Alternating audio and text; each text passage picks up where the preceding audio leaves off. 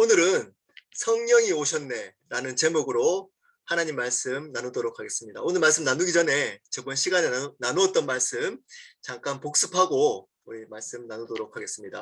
저번 시간에는 우리 고넬료의 집에 가서 베드로가 설교했던 내용을 가지고 우리가 어떤 내용, 복음에 어떤 내용을 전해야지만 성령의 역사가 일어날까에 대해서 나누었습니다. 여러분, 첫 번째 베드로가 전했던 복음의 내용 첫 번째, 하나님은 중심을 보신다라고 말씀을 드렸습니다. 하나님은 우리의 마음을 보십니다. 마음을. 여러분, 우리의 겉모습 드러나는 행위나 이런 것들이 마음을 담지 않으면 하나님이 받을 수 없다 라는 것입니다. 두 번째입니다. 두 번째 베드로가 전했던 것이 뭘까요? 갑자기 또 제가 생각이 안 나네요. 잠깐만요. 예수님은 만물의 주님이십니다. 예수 그리스도가 만물의 주인이심을 전했습니다. 하나님이 창조주이신데 그 창조주 하나님의 회복을 위해서 예수 그리스도가 주님 되심, 그분이 이제 하나님이시기 때문에 그 예수 그리스도가 만물의 주님이심을 선포했습니다. 우리가 믿는 하나님은 예수 그리스도를 통해서 구원을 이루어 주시는 하나님이십니다. 마지막으로 십자가와 부활을 전했습니다. 십자가를 통해서 그분이 우리의 유일한 구원자이며 부활을 통해서 그분이 우리의 주인이심을 전했다라고 말씀을 드렸습니다. 이 세 가지를 전했습니다. 자, 이 세 가지를 전했을 때 성령의 역사가 일어났습니다. 오늘은 성령이 오셨네 라는 제목으로 말씀을 나누도록 하겠습니다. 오순절에 마가의 다락방에 일어났던 성령 강림 사건이 오늘 고넬료라는 이방인들에게 임하는 놀라운 사건입니다. 첫 번째 유대인에게 성령이 임한 사건도 놀랍지만 어쩌면 이거보다 더 큰 놀라운 사건이 바로 오늘 이방인에게도 성령께서 임하신 사건입니다. 이 말의 의미가 뭘까요? 이방인들은 그때 당시에 하나님의 저주받은 사람이라고 여겨졌습니다. 인간 취급을 받지 못했습니다. 그 사람에게 성령이 임했다라는 말이 뭘까요? 그 저주가 끊겼다는 겁니다. 그 성령께서 임하심으로 말미암아 우리가 이 자리에 있게 된 거고, 우리도 지금도 성령과 동행하는 놀라운 은혜가 주어진 겁니다. 근데 여전히 하나님에 대해서는 알고 예수님, 성자 하나님이신 예수님에 대해서는 또 듣지만 성령님에 관해서는 잘 모르는 분들이 꽤 있습니다. 왜냐하면 성령님에 대한 오해 때문입니다. 자, 성령의 역사, 성령님과 동행함라고 얘기할 때 어떤 것이 떠오르나요? 네, 많은 은사가 나타나고 귀신이 떠나가고 또 여러분 또 어떤 또 이렇게 집회를 보면 막 쓰러지는 거 있잖아요. 기도하면 장풍 하듯이 이렇게 쓰러지는 거 있잖아요. 쓰러지는 거. 예, 저도 많이 보고 저도 한번 쓰러진 적 꽤 많이 쓰러져 본 적도 있습니다. 뭐 쓰러지고 기도하면 막 쓰러지고 하는 거. 뒤에서 받치고 이렇게 쓰러질 때 뭐 이런 거 또는 극단적인 성령의 역사를 강조하신 분들은 들어보신 적 있나요? 그냥 이빨이 금이빨로 바뀌는. 우리 달라스에도 그런 집회 한번 한 적이 있는데 이빨이 성령의 역사로 금이빨로 바뀌는. 하여튼 뭐 왜 성령의 역사가 이빨이 금이빨로 바뀌는지 잘 모르겠지만 아마 금이빨이 비싸서 그런지 몰라도 하여튼 그런 거를 들썩들썩거리고 뭔가 이렇게 뜨겁게 막 이렇게 있고 이런 것들을 생각하기 쉽습니다. 그것을 제가 부인한 거 아닙니다. 극단적이지 않으면 그런 것도 성령의 역사일 수 있습니다. 근데 그것이 성령의 역사의 본질이 아닙니다. 그래서 오해해서 나에게는 그런 것이 없으면 성령의 인도하심이 없구나, 또는 성령의 역사가 없구나 라고 착각할 수 있기 때문입니다. 여러분, 그것은 어쩌면 우리가 집에서 식사를 하잖아요. 계속 집에서 식사하잖아. 근데 가끔 외식하잖아요. 가끔 외식하는데 계속 외식하지 않잖아요. 집에서 밥 안 먹고 계속 외식하면 경제적으로도 문제가 생기고 건강에도 안 좋습니다. 동일합니다. 성령의 역사가 있을 수 있습니다. 그런 은사가 드러나고 또는 귀신이 떠나가고, 그리고 그런 것도 제가 부인하는 사람이 아닙니다. 어떤 또 극단적인 분들은 또 그런 것도 다 부인하거든요. 저는 제가 그 경험해봤기 때문에 그 부인하지는 않습니다. 근데 그것을 추구하면 안 된다는 겁니다. 본질적으로. 그것은 그냥 식사로 따지면 외식인 겁니다. 외식. 그러니까 그거 추구하면 건강이 좋지, 영적인 건강이 좋지 않습니다.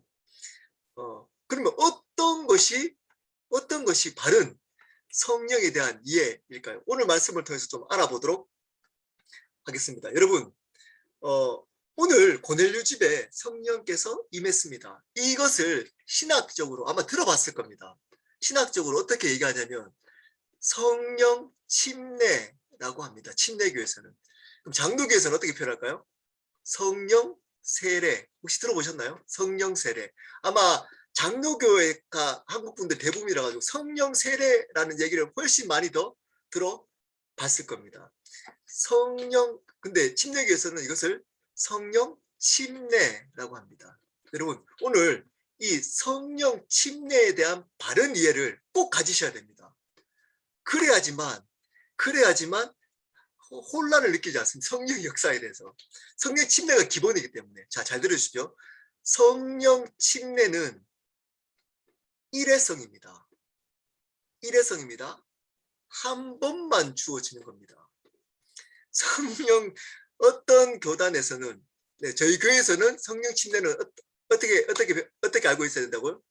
다른 교회에서는 어떻게 가르칠지 몰라도 저희 교회에서는 저는 성령 침례를 어떻게 이해해야 된다고 제가 얘기하나요? 한 번입니다. 성령 침례는 한 번 받는 겁니다. 여러 번 받는 거 아닙니다. 어떤 교단에서는 이렇게 가르칩니다. 성령으로 거듭나고 그 다음에 성령의 은사가 드러나거나 또는 내가 사역적인 어떤 능력을 발휘하기 위해서 성령 세례를 다시 받아야 된다라고 가르치는 교단이나 교회가 있습니다.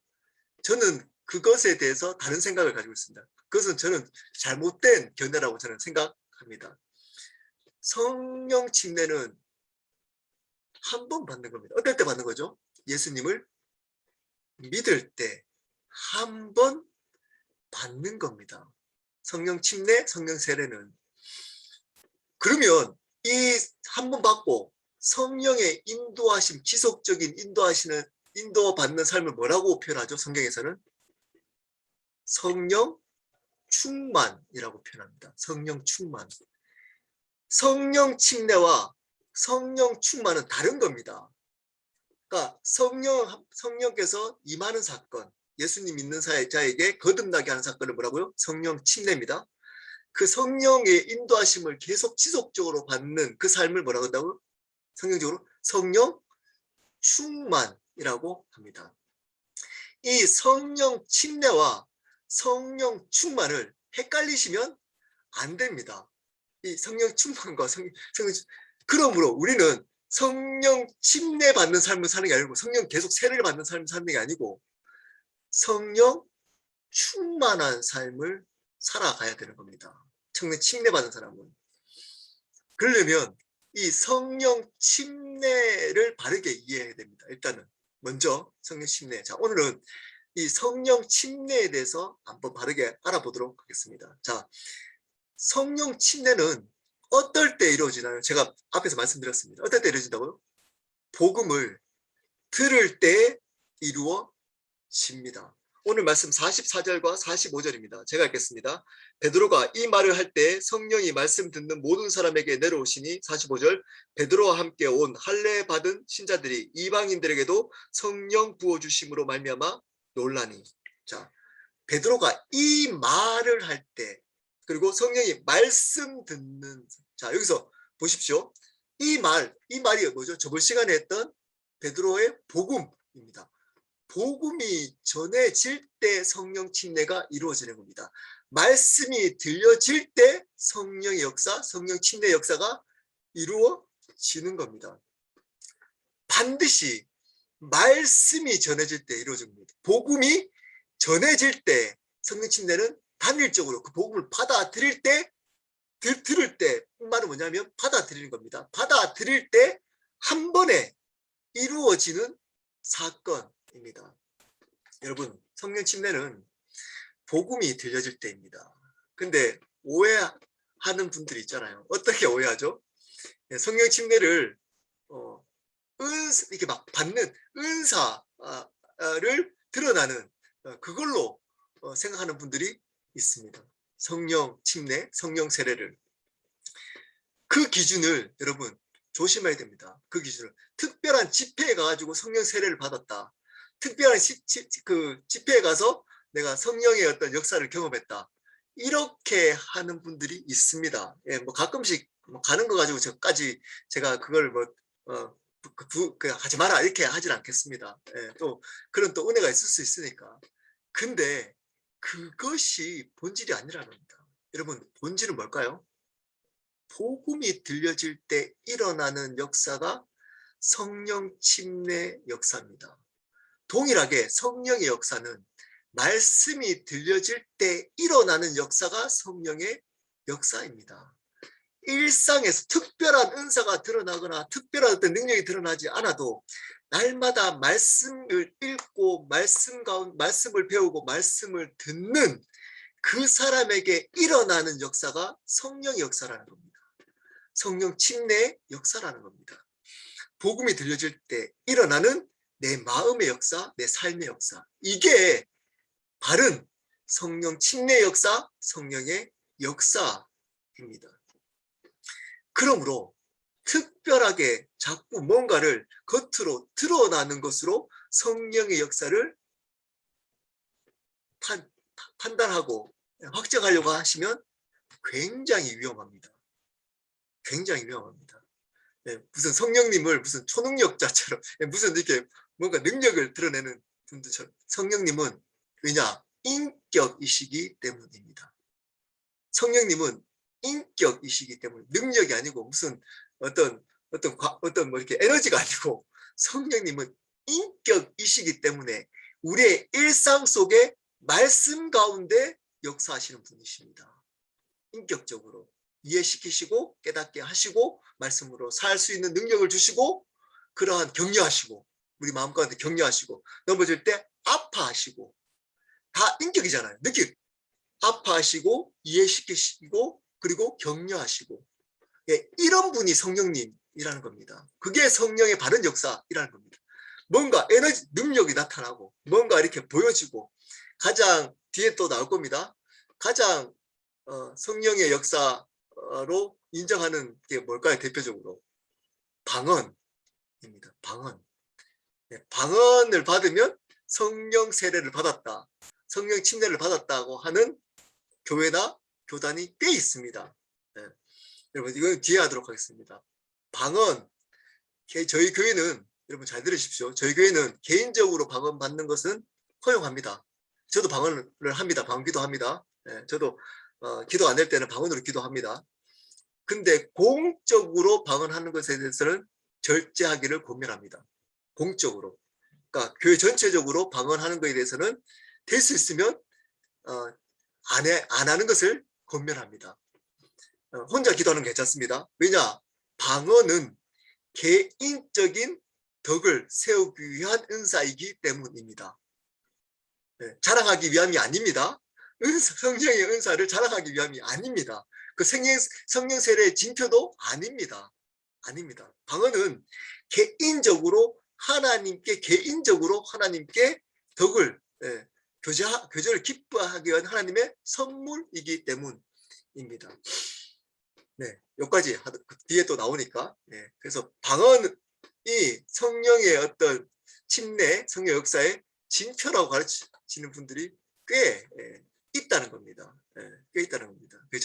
저희 교회는 그것을 인정하지 않겠습니다. 그것들을 이렇게 방언했던 사람들이 더 이렇게 뭐 신앙이 좋고 성령의 역사가 있는 것처럼 왜냐하면 그 성경이 가르치고 있는 가르침이 아니기 때문에 그 뒤에 나오기 때문에 하겠어요. 두 번째 하겠습니다. 둘째, 성령 침례의 열매는 무엇일까요? 이제 여기서 제가 방언을 나누겠습니다. 그것은 하나님을 높이는 삶을 사는 것, 이게 열매입니다. 성령 침례의 열매는 하나님을 높이는 삶을 삽니다. 46절입니다. 이는 방언을 말하며 하나님 높임을 들음이러라. 자, 여기 방언이 나오니까 이제 성령 침례의 그 근거, 그 뭐죠? 성령 침례의 중요한 징표를 뭐라고 하죠? 방언이라고 하는 분들이 있습니다. 자, 성령, 여기서 사도행전에 나오는 방언, 네, 그 마가의 오순절날 마가의 다락방에 성령께서 임하실 때도 뭘 했다고 했죠? 사도행전 2장 4절, 제가 한번 읽어보겠습니다. 2장 4절입니다. 그들이 다 성령의 충만함을 받고 성령이 말하게 하심을 따라 다른 언어들로 말하기를 시작하니라. 네, 방언이라고 하지 않고 어떻게 얘기했죠? 네, 다른 언어를 말하기 시작하니라. 언어에도 이것은 랭귀지입니다. 언어입니다. 언어. 그러니까 한국 사람이 그때 성령께서 임하실 때는 한국 사람이 아프리카 말을 하고 아프리카 사람이 영어를 하고 또 프랑스 사람이 일본어를 하고 이런 언어, 각 지역의 다른 언어로 다른 언어를 얘기한 겁니다. 여기에서도 방언할 때 뭐죠? 사도행전은 언어입니다. 언어. 알아듣지 못하는 신비적인 말이 아니고 언어를 얘기했다는 겁니다. 언어. 그래서 거기서 다른 나라 사람들이 알아들었어요. 그 언어를. 저 사람이 한국 사람인데 어떻게 아프리카 말을 하지? 저 일본 사람인데 어떻게 프랑스 말을 하지? 이겁니다. 와, 이게 성령의 역사구나. 이겁니다. 지금처럼 못 알아듣는 말이 아닙니다. 드러났던 것은. 자, 근데 여기 방언은 이것만 언어적인 방언만 있는 게 아니고 성경에는 또 하나의 방언이 있습니다. 고린도전서 14장 우리 읽었잖아요. 우리 그 통독할 때 14장에 보면 통역이 필요한 방언, 통역이 필요한 신비적인 방언이 있습니다. 우리가 지금 생각하는 방언, 알아듣지 못하는 방언 있잖아요. 이렇게 알라알라 이렇게 하고 살라살라 이렇게 하는 그 방언 있잖아요. 뭐 이렇게 알아듣지 못하는 방언. 그 방언이 고린도전서 14장에 나옵니다. 그래서 그것은 만약에 공적으로 할 때는 반드시 통역하는 사람이 있을 때 그 방언을 알아듣도록 이야기하는 사람이 있을 때 하라고 얘기합니다. 두 가지 방언이 있다고 했습니다. 하나는 언어적인 방언. 그때 사도행전, 지금은 가끔 제가 들은 적이 있습니다. 어떤 분이, 제가 아는 분이 기도하다가 이분은 영어를 학교 다닐 때 공부를 안 했어요. 완전히 소위 말하는 농땡이였어요. 농땡이. 공부를 하다. 근데 선교지 나가지고 기도하는데 영어 방언을 받아요. 영어 방언. 혹시 들어보셨습니까? 이분이 갑자기 영어가 터졌어요. 하나도 영어를 못했는데 영어로 이야기하기 시작했어요. 영어로. 그래서 영어 사역을 했습니다. 이분이. 제가 직접 들은 그분한테 직접 들은 얘기입니다. 그래서 지금도 영어를 잘해요. 그분은 영어 공부 안 했는데 방언으로 영어 방언을 받으셔가지고. 그러니까 이런 역사가 언어적인 방언 있습니다. 지금도 있습니다. 근데 대부분 어떤 방언이죠? 그러니까 신비적인, 자기가 얘기해놓고도 자기가 몰라요. 지금 얘기해놓고도 그냥 믿음으로 기도하는 겁니다. 이 신비적인 방언이 있습니다. 그것을 또 어떤 은사가 있죠? 이거는 통역을 필요한 그 방언을 또 알아듣도록 통변하는 또 은사가 있습니다. 이 방언은 14장의 방언은 뭐죠? 은사입니다. 뭐라고요? 은사입니다. 자, 은사를 잘 들어보십시오. 은사는 신앙이 성숙한 사람에게 주어지는 건가요? 아니면 상관없이 주어지는 건가요? 여러분 어떻게 생각하십니까? 은사는 신앙이 성숙한 사람에게 주어질까요? 아니면 하나님 마음대로 그냥 선물로 주어지는 걸까요? 두 번째입니다. 두 번째. 신앙의 성숙과 상관없이 하나님의 선물입니다. 은사는. 이것 때문에 착각하는 겁니다. 은사는 그 공동체를 세우기 위해서 그 사람을 쓰기 위해서 주는 선물입니다. 그 목적이 뭐라고요? 그 교회 공동체를 세우기 위함인 겁니다. 그 사람 자랑하는 게 아니고 그 사람이 신앙이 성숙하다, 내가 너보다 뛰어나 방언하기 때문에 뭐 뭐 또 여러 가지 있잖아요. 뭐 이렇게 귀신 쫓아내고 또 여러 가지 또 은사들이 있어. 믿음의 은사도 있고 지식의 은사도 있고 이런 것들은 그것을 자랑하러 준 게 아니고 그 교회를 공동체를 세우라고 주신 선물인 겁니다. 그러므로 은사를 잘못 사용하면 그 사람은 오히려 더 비참해집니다. 자기가 꼭 무슨 이렇게 대단한 사람인 것처럼 착각하고 교만해지기 쉽습니다. 이게 소위 말하는 은사주의자들의 그 착각입니다. 위험성입니다. 이분들은 이 은사가 드러나거나 은사가 많이 있을수록 신앙이 좋은 것으로 여겨집니다. 그래서 박언을 신앙의 성령의 침례, 성령 침례라고 인정합니다. 성령 세례라고 생각합니다. 성령 침례라고. 그래서 그걸 받아야지만 심지어 극단적인 성령주의자들은 어떻게까지 얘기한다고요?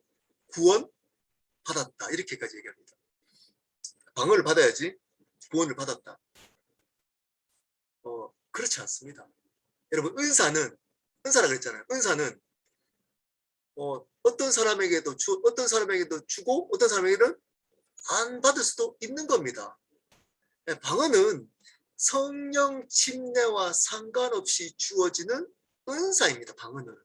그러므로 성령 침례를 받았더라도 방언을 할 수 있을까요? 없을까요? 하는 사람도 있고 할 수 없을 수도 있다는 겁니다. 성령 침례 받아도. 그러므로 방언은 성령 침례의 징표가 될 수 없습니다. 은사이기 때문에. 근데 그거를 방언을 받으면 뭔가 내가 성령의 역사가 있는 것처럼 가르치는 것은 제가 보기에는 성경의 가르침이 아닙니다. 그냥 방언을 받으셨으면 홀로 기도할 때 방언으로 기도하시고 믿음으로 기도하시고 분명히 덕을 세우는 것을 했기 때문에 개인의 덕, 공동체의 덕이 아니라 그냥 기도할 때 방언을 받으시면 좋습니다. 선물은 받는 것이 좋은가요? 안 받는 것이 좋은가요? 여러분은 받는 게 좋습니다. 받는 게 좋습니다. 방언 받는 게 좋습니다. 안 받는 것보다. 근데 그것을 공동체적으로 자랑하라고 주는 것이 아니고 개인적으로 그것을 하나님과 관계 속에서 사용하라고 준 겁니다. 그럼 그렇게 사용하시면 됩니다. 근데 그거를 어떤 나의 신앙의 성숙을 자랑하는 것으로 드러내면 안 된다는 거예요. 위험합니다. 성령 침례의 표징은 방언이 아닙니다. 뭐라고 뒤에 나옵니다. 뒤에 하나님 높임을 들음 일어나. 하나님을 높입니다.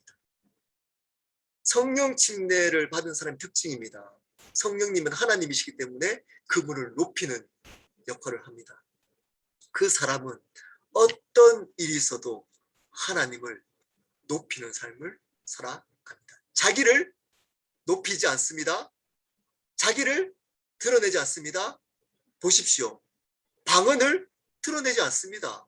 내가 영적으로 성숙해라고 그걸 드러내지 않다니까요. 성령 침례를 바르게 받으면 어떻다고요? 하나님을 드러냅니다. 누가 더 영적으로 높고 낮고 뭐 이런 거 드러내는 그것은 성령 침례와 상관없는 열매입니다. 상관없는. 성령의 열매는 성품의 열매입니다. 잘 들으십시오. 성령의 열매는 드러난 능력의 열매가 아니고 내면의 변화의 성품의 열매입니다. 그분을 닮아가. 네. 그래서 그런 분이 막 성령의 역사는 막 뜨겁고 막 근데 개인적으로 만나면 실망하는 분들 있잖아요. 그분들은 바른 성령의 역사를 경험한 사람이 아닙니다. 멀리 하십시오. 그런 분들은 위험합니다. 바른 성령의 역사를 경험하고 성령의 침례를 받은 사람은 하나님을 높입니다. 하나님을 닮아갑니다. 그분만 주인으로 인정하며 몸부림칩니다. 내가 얼마나 죄인임을 고백하고 그분이 드러내심을 나의 연약함, 나의 부족함, 나의 추함, 나의 약함을 드러내면서 그분을 높입니다. 겸손하게. 그게 성령 침례의 열매입니다. 열매. 방언이 아닙니다. 성령의 은사가 아닙니다. 아닙니다. 성품을 닮아가고 그분을 높이는 겁니다. 자, 그럼 마지막 성령 침례를 어떻게 지속시킬까요? 다른 말로 성령 충만한 삶은 어떻게 살아갑니까? 성령 침례를 받은 사람이 이 성령을 따라 성령 충만한 삶을 어떻게 살아갈까요? 우리가 교리교에서 자주 얘기하는 겁니다. 예수님을 주인으로 인정하며 살아갈 때 성령 충만할 수 있습니다. 47절과 48절입니다. 이에 베드로가 이르되 이 사람들이 우리와 같이 성령을 받았으니 누가 능히 물로 침례를 베품을 그 말이요 하고 명하여 예수 그리스도의 이름으로 침례를 베풀라 하니 그들이 베드로에게 며칠 더 머물기를 청하니라. 자, 베드로가 성령 침례를 받은 사람에게 뭘 주죠? 물 침례를 또 줍니다. 여러분, 성령 침례 받았는데 왜 또 물 침례를 줄까요? 베드로가 그냥 예수님을 이 성령이 임하시면 네, 그렇게 살면 되는 거잖아요. 끝내면 되는 거잖아요. 근데 베드로가 이 사람들도 우리 성령을 받았으니 우리가 능히 물로 침례를 베푸면 그 물로 침례를 또 줬다는 겁니다. 이 말의 의미가 뭘까요? 이 말일까요? 성령 침례를 받고 물 침례까지 받아야지 구원을 받는다. 이 말일까요? 아닙니다. 그 말이 아닙니다. 네. 물 침례를 받아야지 구원을 받는 거 아닙니다. 성령 침례를 받으면 구원을 받습니다. 물 침례는 구원과 상관없습니다. 구원 받은 사람의 고백인 겁니다.